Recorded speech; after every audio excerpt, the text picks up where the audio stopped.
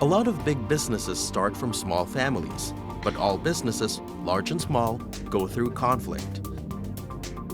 This is especially true for family businesses where personal relationships become problematic in a professional environment. In this video, Professor Enrique Soriano III will share some tips on how to transform your personal relationships into professional relationships in order to help your family business succeed. Managing a business is very tough. Managing a family in a business is even tougher. Family business in most respects are similar in the beginning. It's typically headed by one or two people with absolute authority to decide. But as the family business moves from different phases, there are challenges. There's a universal formula. We normally refer to it as the first to second to third generation. The first generation usually starts the business. The second generation eventually grows the business. The third generation, on the other hand, takes over the business, and most often than not, they destroy the business. Like I said earlier, family business can be tough. It's even tougher if conflicts remain unresolved. When a family business starts, usually nag-uumpisa sila as a young business family, where the patriarch essentially calls the shots because the children are still young. As the patriarch moves into midlife, he will now look into expansion and possibly even managing a bigger set of employees. And this is the time where the children are oriented to the ways of doing business. So the patriarch or the matriarch tries to program the entry of these second generation children. So in the working together phase, without the proper orientation, without the proper education of the children, dito na ho nag-uumpisa yung conflict.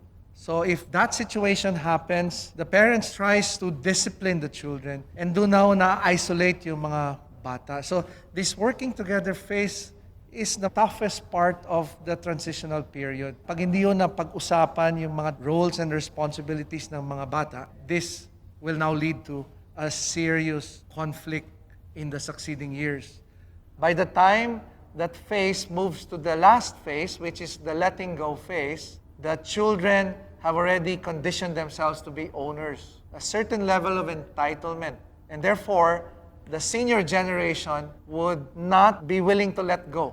Overall, the transitional period goes through so many stages, but the escalating conflict happens when there's so much intensity in working together. How do you now address all of this? If I can illustrate a three-circle model, it was conceptualized by two professors at the Harvard Business School, and this has been a very good contribution to harmonizing family businesses. Itong three-circle model nag-umpisa ho sa tinatawag na family circle. When the children are born, they belong to that circle. But habang tumatanda na, their parents would normally request them to sign documents. Oftentimes, ang tawag namin dyan, ginagawa silang props pang buo ng corporation. From family, tumatalon siya to ownership. When they finally graduate from college, nire-require sila ng parents nila to join the business. From family circle to ownership circle to business circle. Now, this is where it gets a bit confusing. Kasi family sila, mga bata, bigla na lang sila binigyan ng ownership. So feeling nila, they own at least a portion of the family business. And then binigyan pa sila ng trabaho.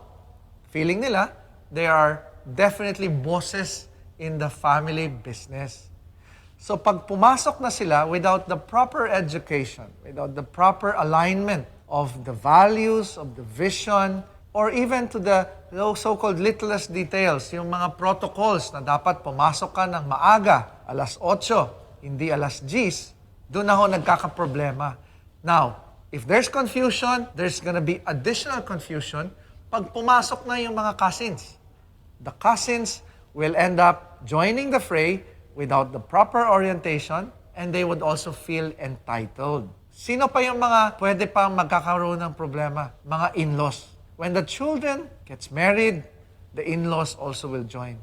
So dun sa three-circle model, kung makikita ho ninyo, talagang nag-i-intersect si family, nag-i-intersect si ownership, nag-i-intersect si business. Magkakaroon ng confusion ng roles. Talagang magkakaproblema. And the patriarch will hang on to this business because he feels that the children are entitled already and therefore may not have the discipline of hard work, may not carry the vision and the values of the old man. When you have this and more, the confusion and the dynamics, what will come after would be conflict. And my philosophy there is simple. Hindi ho pwede yung dumi, itago lang sa carpet. Kailangan ho ay iwawalis yan, linisin. You cannot just simply keep it under wraps because at some point, it's gonna escalate into a full-blown conflict. That is the very nature of the three-circle model. Mahirap po talaga tayo ng negosyo. All the more pag napasukan na ho ng mga bata and family members. So I want to emphasize a few key takeaways for us. Number one, you need to professionalize your personal relationship. You need to start the process. There are some family business frameworks that I highlighted earlier.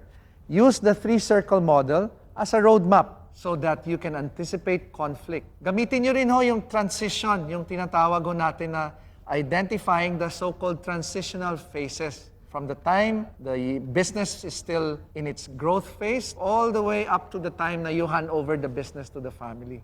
Next advice is do this sooner rather than later by introducing policies and rules in the family business. Get an HR person to help you define so-called human resources policies because the objective is for you to focus on what's really important, which is growing your family business. Help grow your business with BDO SME Loan. BDO SME Loan has a variety of loan facilities that can finance your business requirements.